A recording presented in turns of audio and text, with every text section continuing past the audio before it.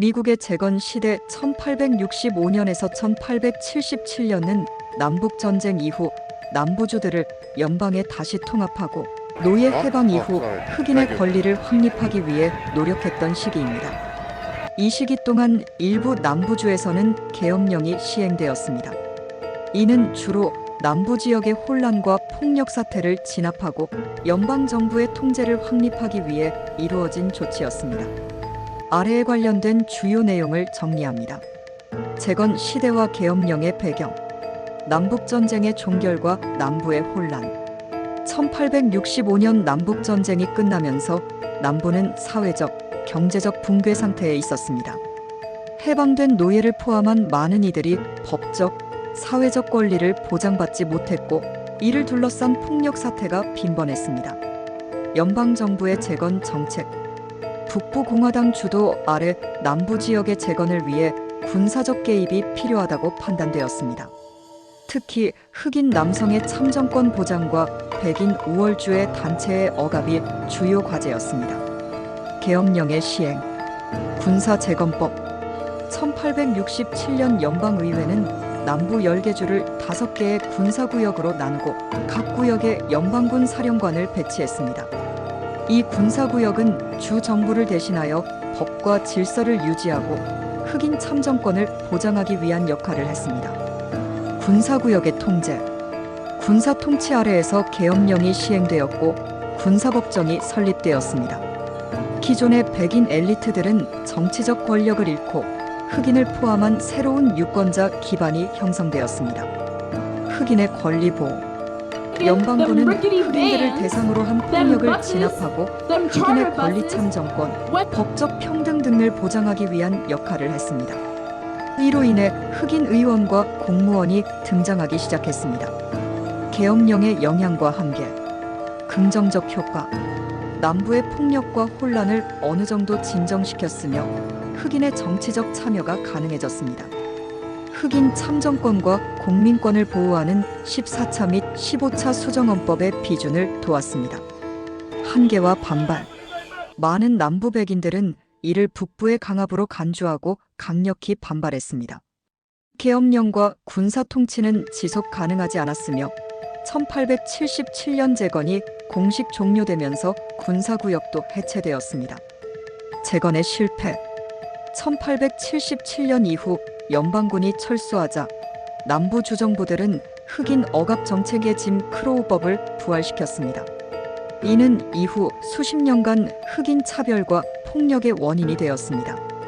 재건 시대의 계엄령 확대 맥락. 군사재건법의 주요 내용.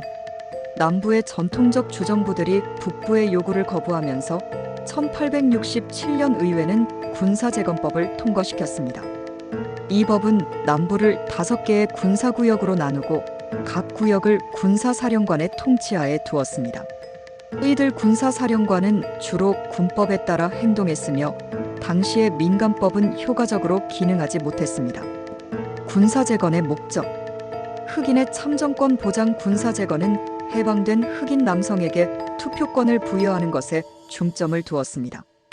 연방정부의 권위 강화. 남부 주들이 연방에 다시 합류하기 위해 14차 수정헌법 흑인의 시민권 보장을 비준하도록 압박했습니다. 남부의 폭력 억제 계엄령 하에 군대는 남부 백인들의 반란과 쿠클럭스, 클랜 KKK와 같은 단체의 테러 활동을 억누르는 데 집중했습니다. 구체적인 계엄령 사례. 루이지애나와 텍사스의 혼란. 루이지애나와 텍사스는 남북전쟁 후 가장 심각한 폭력과 혼란을 겪은 지역 중 하나였습니다.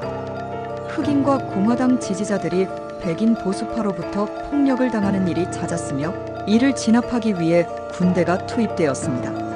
1868년 루이지애나의 오팔로사스 학살 등 흑인 유권자 탄압 사례가 계엄령의 필요성을 더욱 강화했습니다. 사우스캐롤라이나의 계엄령 시행.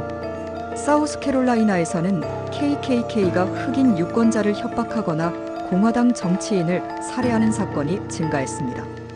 이에 따라 주 전체에 계엄령이 선포되었고 연방군은 적극적으로 KKK 단원들을 체포하고 처벌했습니다. 쿠클럭스법의 제정. 1871년 의회는 KKK의 폭력과 활동을 단속하기 위해 쿠클럭스법을 통과시켰습니다.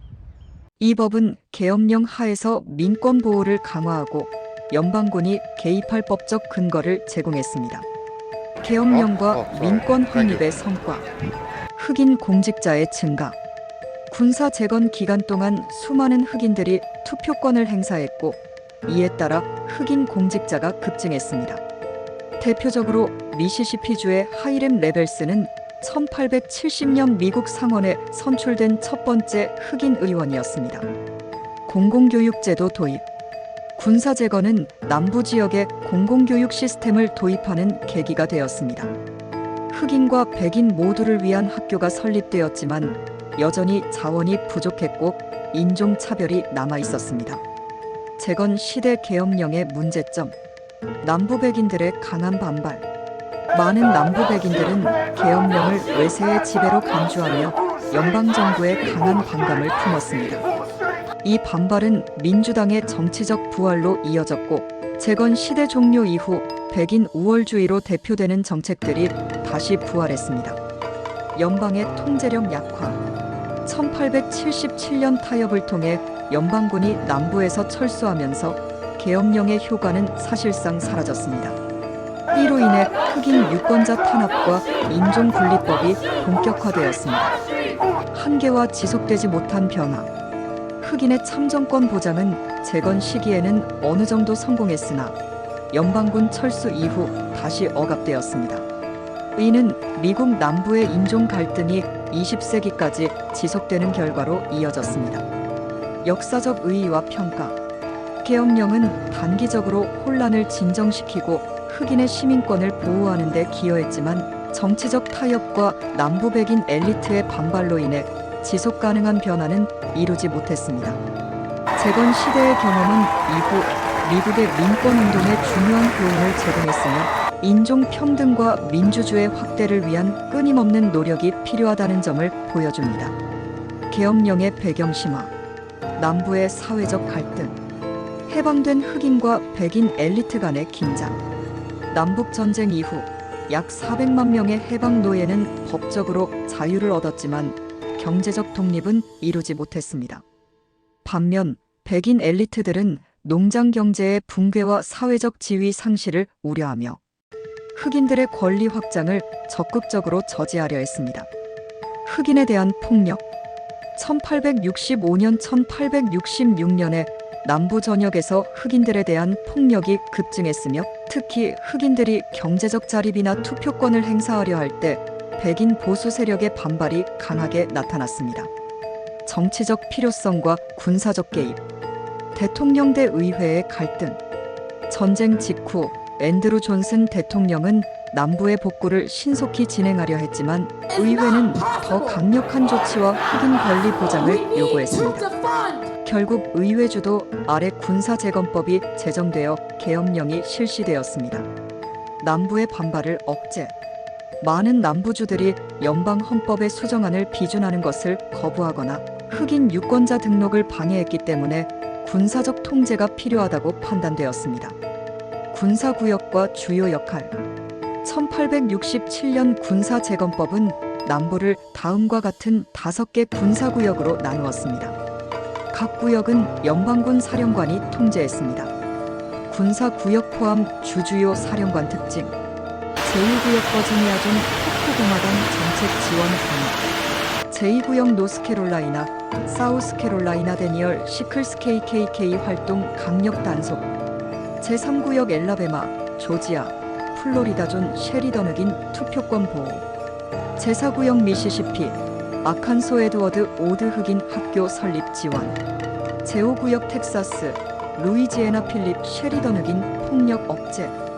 군사재건과 흑인 권리의 확대. 흑인 유권자 등록. 군사 통치 아래 흑인 남성들에게 대규모로 참정권이 부여되었습니다. 1868년 선거에서는 수십만 명의 흑인이 투표권을 행사했고 공화당 후보들이 대거 당선되었습니다. 흑인 공직자의 등장. 흑인 유권자들은 자신들의 대표로 흑인 정치인을 선출했습니다. 미시시피주의 하이렘 레벨스와 조지아주의 헨리 맥릴터 등은 이 시기의 상징적인 흑인 정치 지도자입니다. 공공정책의 변화, 공공학교 설립과 흑인 복지 정책이 시행되었습니다. 그러나 이러한 정책들은 자금 부족과 백인 우월주의 세력의 방해로 인해 지속 가능하지 못했습니다.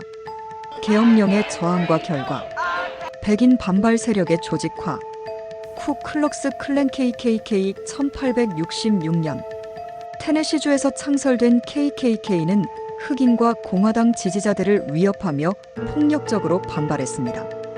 KKK의 활동은 군사 통치로 인해 일시적으로 억제되었지만 연방군 철수 이후 다시 확산되었습니다. 정치적 타협과 철수. 1877년 타협을 통해 연방군이 남부에서 철수하면서 군사 통치는 종료되었습니다. 철수 후 남부 백인 엘리트들이 다시 권력을 장악하며 흑인의 정치적, 사회적 권리가 대폭 축소되었습니다. 흑인 억압 정책의 재등장. 계엄령 종료 후 남부주들은 인종분리법을 통해 흑인의 권리를 박탈했습니다. 이는 남부 지역에서 사실상의 인종차별 체제를 20세기 중반까지 유지하는 결과를 낳았습니다. 역사적 교훈. 재건 시대 계엄령은 단기적으로는 폭력을 진압하고 흑인의 시민권을 보호했으나 연방정부의 지속적인 지원 없이 사회적 변화를 이루는 데는 한계가 있었습니다. 이는 현대에 이르기까지 사회 정의와 평등을 실현하기 위한 지속적인 노력이 필요하다는 교훈을 제공합니다.